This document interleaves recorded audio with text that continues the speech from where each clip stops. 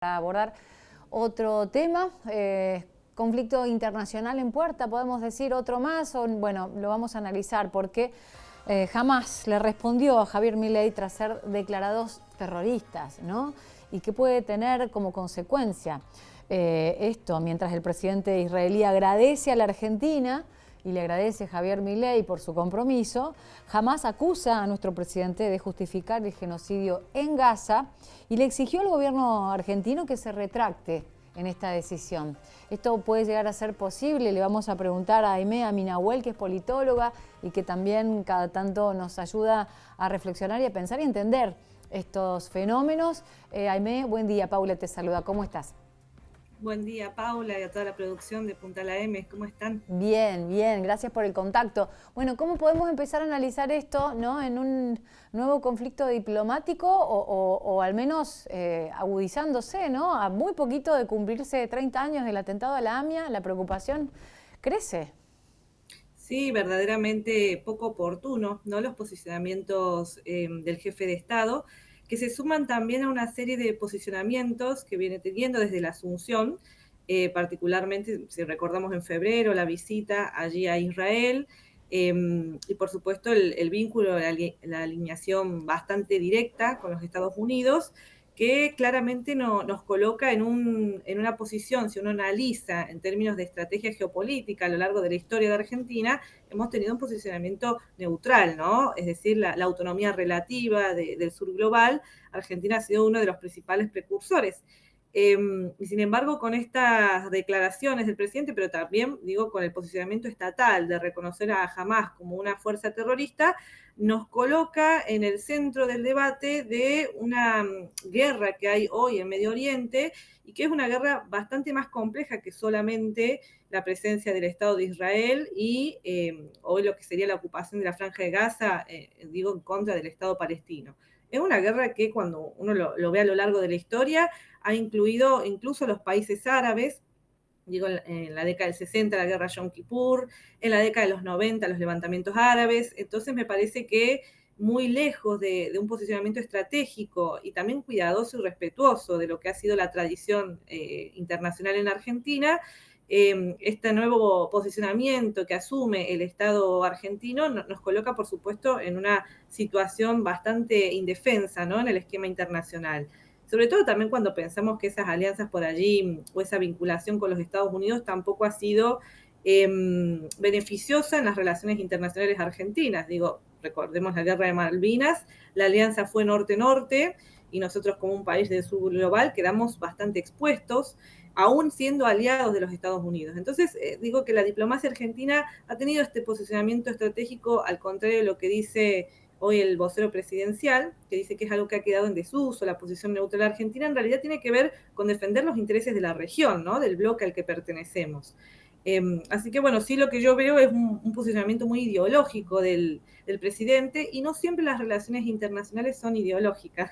Es algo que aprendes primero cuando empezás la universidad y empezás a ver las perspectivas de las teorías de las relaciones internacionales Claro. y no han sido ideológicas en general, ¿no? Lo Las que pasa es que perspectivas. eso, digo, una cuestión es la experiencia, la falta de experiencia en cuestiones diplomáticas. Y ha pasado con Brasil, y ha pasado con España, y ahora pasa con gente bueno, que tiene antecedentes, digo, de vínculos con células terroristas directas.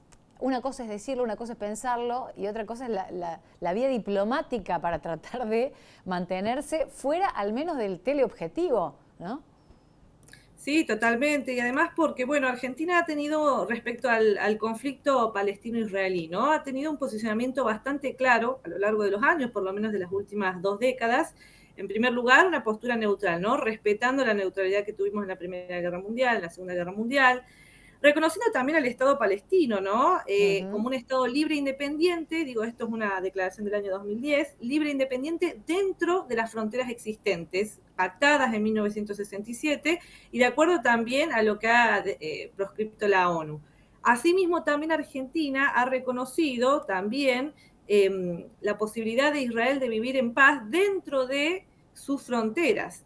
Es decir, el objetivo de Argentina con esas declaraciones, digo, a lo largo de las últimas 2, 3 décadas, ha sido apoyar siempre iniciativas de la comunidad internacional dirigidas a obtener una solución justa, pacífica y definitiva también del conflicto palestino-israelí, que es un conflicto que tiene muchas aristas, ¿no? Es bastante complejo cuando uno analiza, por ejemplo, el desarrollo del Estado de Israel y particularmente las acciones bélicas también que han acontecido desde la instauración del Estado de Israel en las finales de la década del 40 en Medio Oriente hasta la actualidad cuando uno observa, por ejemplo, el colonialismo explícito del Estado de Israel en relación al pueblo palestino. Por lo tanto, el posicionamiento argentino ha tratado de alguna manera ir en concordancia con los tratados internacionales que ratifican los límites de las fronteras. Digo, cuando uno, sigo explicando muy brevemente a los que escuchan, cuando uno observa los mapas de asentamiento del Estado de Israel, desde finales de la década de 40 hasta la actualidad, ve por supuesto dos grandes espacios en donde se encuentra en el medio el Estado de Israel, que es por un lado Cisjordania, y por otro lado la Franja de Gaza, ¿no? La escuchada hoy Franja de Gaza. Sí. Y luego cuando uno observa el mapa en la actualidad, claro, la política de ocupación que ha tenido Israel a lo largo de la historia ha sido lo que se llama una colonización blanca. Es decir, reemplaza en todas sus formas a la población autóctona. Entonces, desde que se instaura el Estado de Israel hasta la actualidad, uno puede observar los mapas a lo largo de la historia, ha habido un movimiento demográfico muy fuerte de expulsión de las poblaciones autóctonas, particularmente de las poblaciones palestinas. Entonces, en ese conflicto, digo, que comienza así y luego va escalando en la medida en que hay periodos de guerra muy claros, finales de la década del 60, todos los países árabes contra Israel, Israel apoyado por los Estados Unidos. Pasamos a la década de los 90, que es el nacimiento o por allí el mayor protagonismo cuando comienzan a aparecer en el escenario internacional las organizaciones guerrilleras, que son, entre otras, Hamás, digo, hay muchas otras en Medio Oriente, y a partir de allí también la intervención de los organismos internacionales.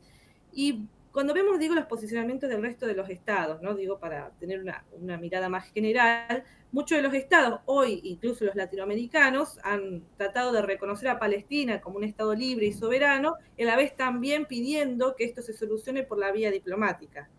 Entonces, el posicionamiento argentino de declarar a Hamás como una organización terrorista, lo que hace es colocarnos de un lado del bloque de la guerra. Y eso, nuevamente digo, nos deja bastante desprotegidos, ¿no? Ante un conflicto internacional que no está en nuestras tierras también, ¿no? Claro, que está muy alejado, que está muy lejano y que tenemos antecedentes. Bueno, hay una preocupación, ¿no? Porque el 18 de julio se conmemoran estos 30 años del atentado a Lamia y hay toda una correlación. Después la intención de trasladar la capital también de lugar y su repercusión y esto que sabemos que no va a ocurrir, que es el pedido de disculpas que exige Hamás o un pedido de que se retracte el gobierno por haber llamado a Hamás como un terrorista, ¿no? Sí, allí Argentina ingresa en un selecto grupo de países, ¿no? Que denomina a Hamás como una organización terrorista. Entonces, digo, no hay un consenso en la comunidad internacional, también por la complejidad de la historia de esta organización guerrillera, que nosotros en América Latina tenemos conocimiento de lo que es la acción guerrillera y la espiral de la violencia que se genera alrededor de la acción guerrillera, pero particularmente es un grupo selecto de países, particularmente vinculados a la OTAN, quienes han declarado a Hamás organización guerrillera y no así el bloque latinoamericano.